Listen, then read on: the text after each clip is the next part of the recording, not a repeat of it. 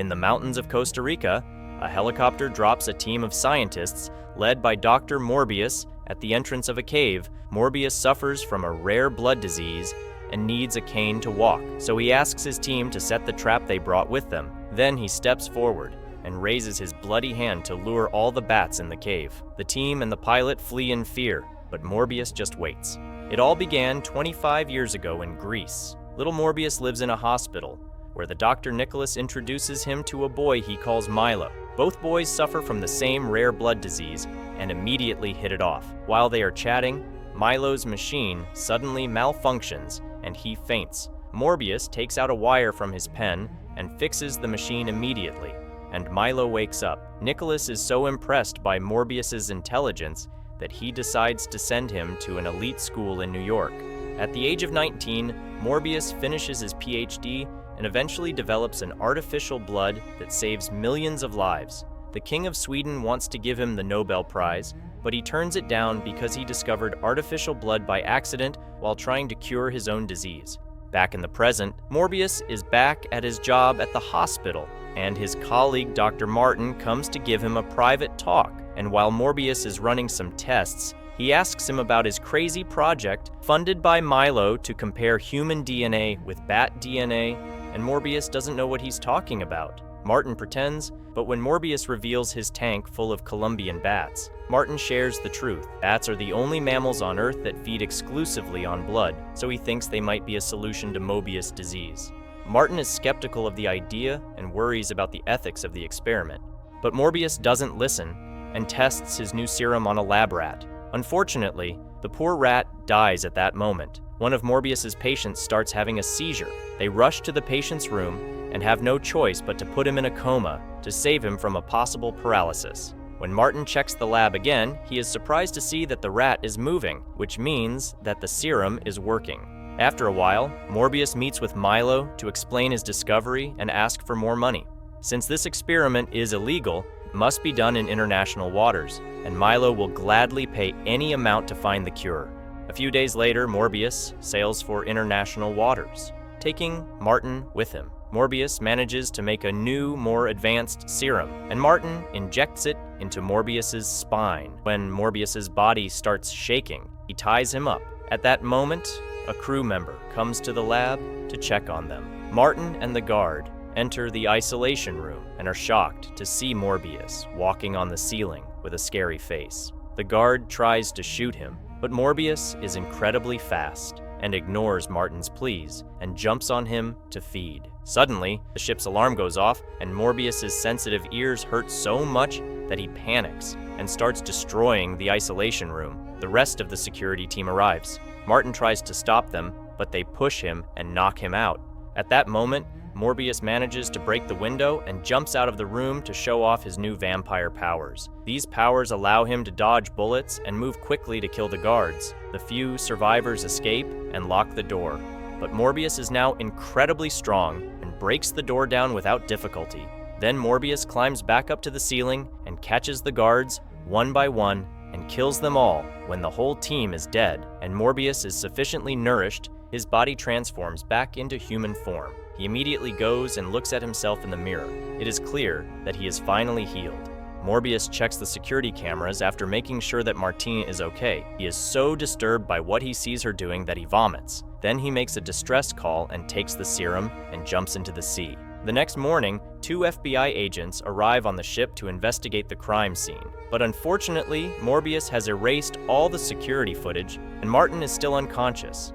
The incident is soon on the news with Nicholas and Milo watching. After a while, Morbius returns to the hospital, and after checking on his patients, he goes to his lab to drop off the serums, but soon his body starts to shut down again. So he runs to the fridge to drink the artificial blood he created so he can feed himself without having to kill anyone. Morbius then begins to test his abilities. He is fast, he is athletic. He can climb anywhere and jump anywhere when he enters the tank with the bats. The bats fly around him respectfully, and Morbius feels a kinship with them. He also has the ability to echolocate just like a bat. He discovers that he has acquired it and tests his ability by throwing a ball around the room and catching it with his eyes closed. Unfortunately, he can only have these powers for as long as he is fed. Artificial blood stabilizes him for 6 hours, but this time is getting shorter and shorter, and soon he will need real blood.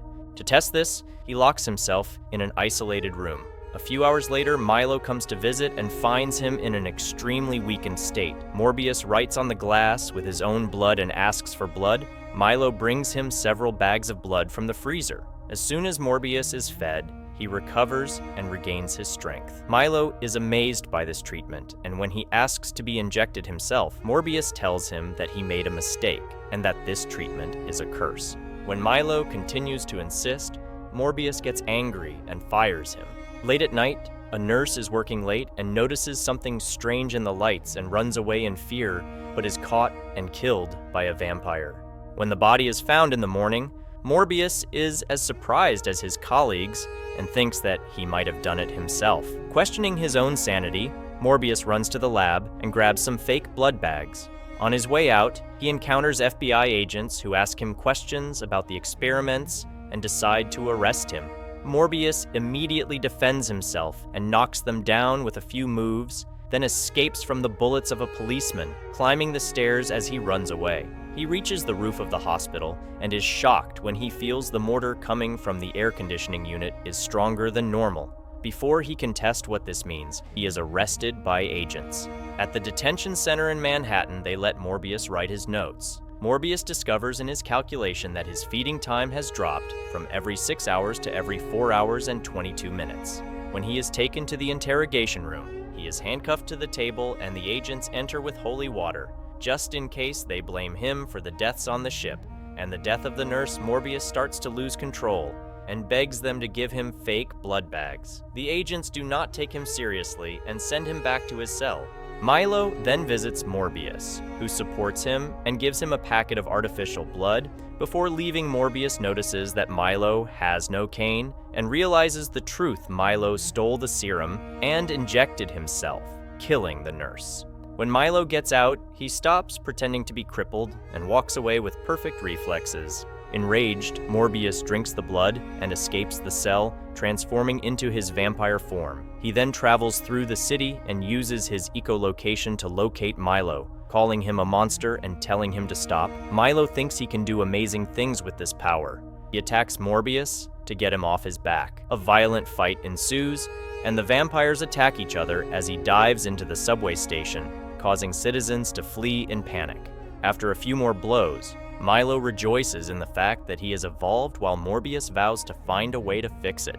At that moment, the police come to arrest them both, but Milo moves fast and kills them all in seconds and does a little victory dance. Then, as the train approaches, Milo attacks Morbius again, but Morbius feels the fast air current caused by the train and jumps in front of it and escapes through the tunnels. Morbius uses parts of his printing presses to make the devices he needs to find a cure for vampirism, while Milo prepares for the night. After dancing and dressing up, he goes to a nightclub and flirts with a beautiful woman. A man pushes him away, saying that he saw her first. Milo manages to keep his powers under control and leaves, but waits outside while the man goes out with his friends and kills them all. Martin goes to Morbius's hospital lab to get a few things and sees Milo. Milo asks about Morbius. Martin swears he doesn't know where Morbius is, and Milo leaves. Meanwhile, FBI agents enter Martin's house, but neither Martin nor his cat is there. Later, it is revealed that Martin is hiding in the new lab with Morbius and has brought his cat with him. While trying to feed him, he accidentally cuts his finger, and Morbius has to make an extra effort not to react to the smell of blood. The next morning, FBI agents find the dead men in the bar and check the surveillance cameras and discover that Milo is the real killer. Nicholas sees the news and goes to see Milo to ask him to stop killing people. Milo is tired of the doctor's pity, and after stating that Morbius has always been his favorite, Nicholas attacks and seriously injures him. Meanwhile, Morbius manages to develop an antibody that will only harm the vampire body and makes 2 vials, one for Milo and one for Martin, to use on himself when the time comes. Meanwhile, Nicholas receives a phone call for help and rushes to Milo's apartment. Before Nicholas dies, he begs Morbius to stop Milo. Milo kidnaps Martin and makes him say Morbius's name until Morbius hears it. Morbius locates them with his echolocation and finds Martin on a rooftop, wounded by Milo. Morbius tells him to feed on him so that he will die usefully, but Morbius instead kisses him, causing a drop of his own blood to fall into her mouth. Martin dies, and Morbius, in a rage, feeds on Martin. Then, Milo also appears on the roof. Morbius jumps on him and they both fall down. They keep attacking each other. As they fall, they hit a building several times. Milo hits Morbius harder, causing him to fall onto a platform. He grabs him by the leg and slams him into a shiny signboard. When Morbius falls again, Milo jumps on him and drags him towards a building. They fall on the street and cross the sidewalk and land in a tunnel, while Milo laughs like a maniac. Morbius sends a powerful echolocation wave into the tunnel with his voice and then into the water with his hand. Suddenly, an army of bats comes to help Morbius, and when Milo tries to kill him with a metal rod, Morbius unleashes the bats on him. The little creatures hold Milo, while Morbius comes and injects him with the antibody. Milo turns human and apologizes before he dies. At that moment, FBI agents and police arrive. Morbius hides among the bats and comes out of the tunnel unharmed. Meanwhile, Martin wakes up on the rooftop, transformed into a vampire, and after a while, Spider-Man's enemy, Vulture, falls into a local jail through a mysterious spell. Since he comes from another universe, no one knows who he is, and the police release him. Soon after, Vulture rebuilds his villain costume and meets with Morbius to form an alliance. Please like the video and subscribe to support us.